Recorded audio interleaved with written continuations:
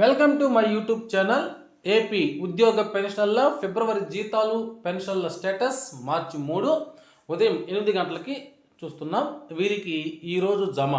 ఆ వివరాలు ఏంటో ఒకసారి మనం ఇప్పుడు తెలుసుకుందాం.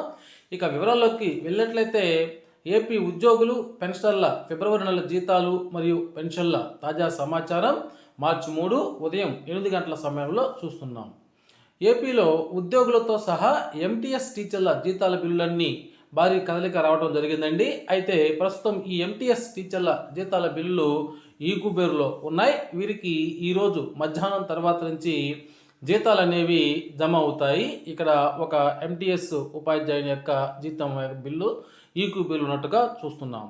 ఇక ఏపీలో మిగిలిన పెన్షనర్ల పెన్షన్ బిల్లులు, ముఖ్యంగా రాయలసీమ జిల్లాలోని పెన్షనర్ల బిల్లులు ఈరోజు ఉదయం 10 గంటల తర్వాత నుంచి ఖచ్చితంగా వారి ఖాతాల్లో అయితే జమ అవుతాయి. ఆల్రెడీ వారికి పూర్తి స్థాయిలో బ్యాచ్ నంబర్లు కూడా అలాట్మెంట్ కావడం జరిగింది.